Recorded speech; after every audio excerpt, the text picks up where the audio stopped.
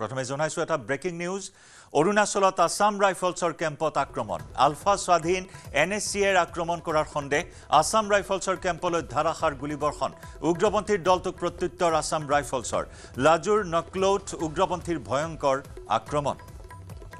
অৰুণাচলত আসাম ৰাইফলছৰ কেম্পত আক্ৰমণৰ ঘটনা সংঘটিত হৈছে আলফা স্বাধীন আৰু এনএসসিএনে আক্ৰমণ কৰাৰ সন্দেহ কৰা হৈছে আসাম ৰাইফলছৰ কেম্পলৈ ধাৰাসাৰ গুলীবৰ্ষণ কৰে আলফা স্বাধীন এনএসসিএ দ্বাৰা এই কাণ্ড সংঘটিত কৰাৰ সন্দেহ কৰা হৈছে উগ্ৰপন্থীৰ দলটোক প্ৰত্যুত্তৰ দিছে আসাম ৰাইফলছেও লাজুৰ নকলৌট উগ্ৰপন্থীৰ এই ভয়ংকৰ আক্ৰমণৰ ঘটনা অৱশ্যে এই আক্ৰমণত হতাহতৰ খবৰ এই মুহূৰ্তলৈকে জানিব পৰা হোৱা নাই কিন্তু উভয় পক্ষৰ মাজত প্ৰচণ্ড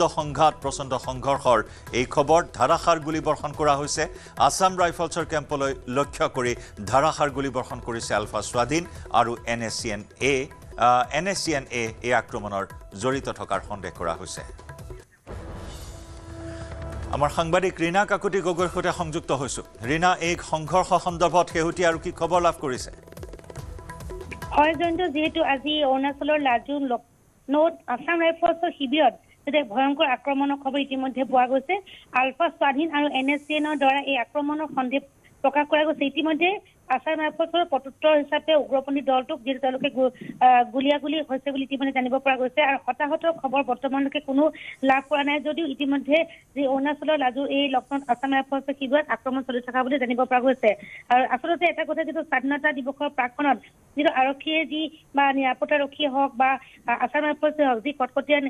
যি তেওঁলোকৰ তালাচী অভিযান চলাই আছিল কিন্তু এই যি আসাম ৰাইফলছৰ এই তালাচী অভিযান তাৰ মাজতে আলফা স্বাধীনে হওক বা এনএসসিএনে হওক তেওঁলোকে নিজৰ যি আক্ৰমণৰ এই যি ঘটনা এই ঘটনা পুনৰ পোহৰলৈ আহিছে অৰুণাচলৰ এই লাজু লক্ষ্ণৌত আৰু ইতিমধ্যে এই আক্ৰমণৰ ফলত কোনো লোক হতাহত হোৱা খবৰ বৰ্তমানলৈ পোৱা নাই পৰৱৰ্তী সময়ত সমগ্ৰ এই যি তথ্য পোহৰলৈ আহিব আৰু ইতিমধ্যে খবৰ লাভ কৰা গৈছে যে বৰ্তমান আক্ৰমণ চলি আছে